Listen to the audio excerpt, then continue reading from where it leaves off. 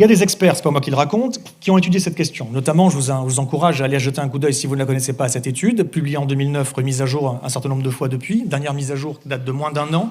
Les limites planétaires, planetary boundaries en anglais, ce sont des experts de la science du système Terre qui ont posé la question suivante. Et vous allez voir déjà, ça fixe le cadre. La question c'est, y aurait-il des limites à ne pas dépasser pour maintenir l'habitabilité de la planète Terre?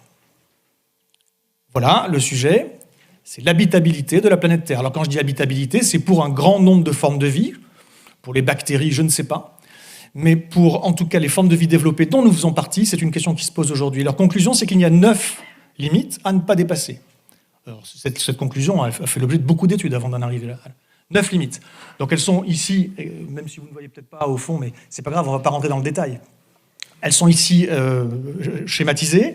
Certaines sont des doubles limites avec des sous-limites. Bon, mais passons. Globalement, il y a 9 grandes limites. Leur conclusion, c'est que sur les 9 grandes limites, nous en avons déjà dépassé au moins 6. La première, elle est ici. C'est le changement climatique. Alors vous comprenez intuitivement que quand on sort du cercle vert, c'est qu'on est au-delà de la zone d'instabilité du système. Donc, changement climatique, oui, on est hors de la limite. Mais comme vous pouvez le voir, du point de vue de la science du système Terre, ce n'est pas le dérèglement le pire. Nous avons ici l'effondrement de la biodiversité. Ici, nous avons le changement d'utilisation des sols. Combien on en utilise? Comment? À quel point ils sont dégradés? Ici, nous avons l'introduction de ce qu'ils appellent les entités nouvelles. Globalement, c'est les pollutions et les déchets.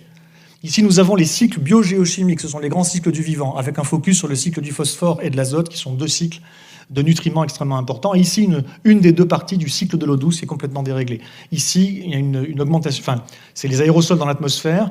Cette limite, on ne sait pas si on l'a dépassée ou pas, parce que la méthode de quantification ne fait pas encore consensus. Elle est peut-être dépassée. Et là, ici, l'acidification des océans, on en est proche, d'après les spécialistes. Donc, nous avons au moins dépassé 6 limites, nous sommes proches d'une 7e, et peut-être qu'il y en a une 8e déjà dépassée, nous le saurons plus tard. Deuxième chose à dire, la grande accélération, une étude publiée en 2015. Pareil, d'autres spécialistes du système Terre. Ils ont étudié un certain nombre d'activités humaines, en ont conclu, ce sont des mesures, ce sont des indicateurs, que les activités humaines, depuis une 50aine d'années, faisaient boum. Voilà, on a par exemple l'usage de l'énergie primaire, on a par exemple l'usage des engrais, la production de papier, l'usage de l'eau, etc. Il y a une accélération folle d'un certain nombre d'activités humaines avec les flux d'énergie et de matière liés, les flux de pollution, au niveau mondial. Et à droite, nous avons des impacts, sur la partie vert, bleu, jaune, là, des impacts sur le monde naturel. Ici, par exemple, la concentration atmosphérique de différents gaz à effet de serre, l'acidification des océans, température de surface. Ici, par exemple, l'accumulation de l'azote dans les zones côtières, la perte de forêts tropicales, etc. Donc, la sphère des activités humaines explose et ses conséquences sur la nature explosent. Troisième étude, les Limits to Growth, publiée initialement dans les années 70, il y a 51 ans maintenant, et une mise à jour, la dernière mise à jour début des années 2000. Il y a beaucoup de choses à en dire. Ce sont des gens qui ont proposé une modélisation du système Terre. C'est très compliqué, c'est très subtil également. Il y a une leçon importante à tirer quand même de cette étude, c'est celle-ci.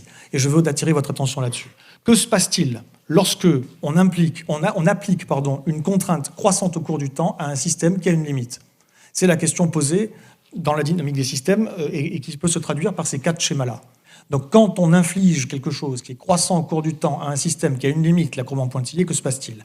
Première option en haut à gauche, eh bien si on arrive, ou tant qu'on arrive à repousser la limite, finalement, l'empreinte également qu'on applique sur le monde naturel peut augmenter également. On détruit, je ne dis pas que c'est bien, mais on détruit moins vite que la capacité de régénération ou de réparation du système. Donc finalement, ça tient. Sauf que ça dure qu'un moment. On ne peut pas indéfiniment repousser. Il y a un moment où, finalement, on peut continuer encore à augmenter, mais de moins en moins vite, cette biocapacité du système. On peut continuer encore à exercer une pression sur le système. Tant que ça reste en dessous, j'ai envie de dire, le système tient. La question qui se pose surtout, c'est qu'est-ce qui se passe quand la courbe en trait-plein passe au-dessus de la courbe en pointillé? Alors ça veut dire quoi, la courbe en trait-plein passe au-dessus de la courbe en pointillé? Il y a 3 dimensions essentiellement à la courbe en trait-plein, à la pression qu'exercent les activités humaines sur l'environnement. Il y a 3 dimensions. La première dimension, c'est en amont, ce que l'on extrait de la nature, soit de la croûte terrestre, des stocks dans lesquels on puise, soit éventuellement de l'eau, soit des choses qui se renouvellent. Mais si on les puise à une vitesse qui est supérieure à leur taux de renouvellement, ça devient des stocks qui s'épuisent de la même manière. Donc ça, c'est en amont. En aval, des déchets et des pollutions que l'on rejette. Et au milieu, on transforme la nature et on la détruit. On détruit un certain nombre de choses. Quand la courbe en trait-plein passe au-dessus de la courbe en pointillé, ça signifie qu'en amont, on extrait plus vite que la capacité de renouvellement, pour ce qui est renouvelable, qu'en aval, on pollue plus vite que la capacité d'absorption des pollutions, pour ce qui est absorbable, tout ne l'est pas, et qu'au milieu, on transforme plus vite que la capacité d'adaptation de la nature et on détruit plus vite que la capacité de réparation de la nature. Voilà ce que ça signifie. Alors qu'est-ce qui se passe? Ce qui se passe en bas à gauche, ici, là, c'est que si, d'une manière ou d'une autre, la courbe en trait-plein repasse en dessous de la courbe en pointillé rapidement, alors le système peut se stabiliser. On voit que dès que les courbes se croisent, la courbe en pointillé commence à décliner. Typiquement, pour la pollution, à partir du moment où on pollue plus vite que la capacité d'absorption du système, les pollutions et les toxiques s'accumulent dans le système, dans l'écosystème, et la capacité de l'écosystème à absorber davantage de pollution diminue. Donc la courbe en pointillé diminue. Donc si on arrive à faire repasser la courbe en trait-plein en dessous rapidement, le système peut se mettre à osciller autour d'une position d'équilibre et ne pas se casser la gueule. Mais si l'on continue à augmenter la pression, et que pendant ce temps-là, la biocapacité diminue et diminue de plus en plus vite et s'effondre en réalité, que se passe-t-il? Ce qui se passe, c'est que quoi qu'il arrive, là ou là, quoi qu'il arrive, la courbe en trait-plein repasse sous la courbe en pointillé. Il n'y a pas moyen d'y échapper.